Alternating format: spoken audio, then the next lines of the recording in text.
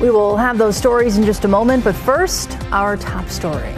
Well, good evening. Governor Larry Rhoden gave his first budget address today at the South Dakota State Capitol in Pierre. Now, the key point that might stick out to many is that he's proposing a 0% increase of funding to the so-called Big Three of schools, healthcare providers, and state employees.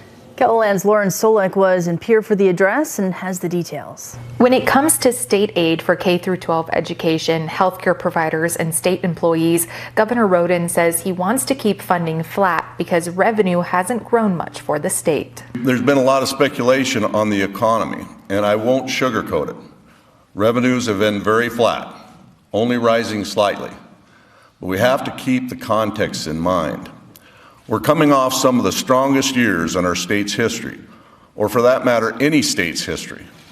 Our economic growth may have slowed, but we're comparing that to the fastest growth that South Dakota's ever seen. Rhoden's budget does include some specific one-time spending proposals and loan opportunities, though.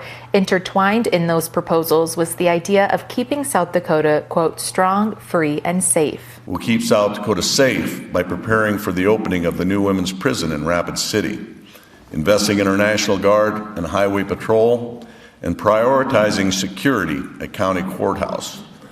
And we'll keep South Dakota free by improving freedom to travel, investing in the freedom to learn, and prioritizing rural projects that maintain the freedom to live in the community of your choice.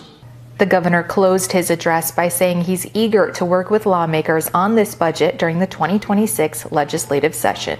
My budget maintains reserves at 12.5%, but we have $14 million still unallocated. I'm leaving that funding on the bottom line for the legislative priorities. In Pierre, Lauren Solik, KELOLAND News. Following the address, Lauren caught up with a few lawmakers about the budget proposal and asked them about that 0% increase for the Big Three. If you're tied to being funded by the government, if there's no increases in the size of the government, it unfortunately just doesn't increase. To not have a zero increase in the Big Three is a huge disappointment, and it doesn't keep up with inflation, so it's actually a cut for them. For a more detailed breakdown of Rhoden's budget address, just head to KELOLAND.com.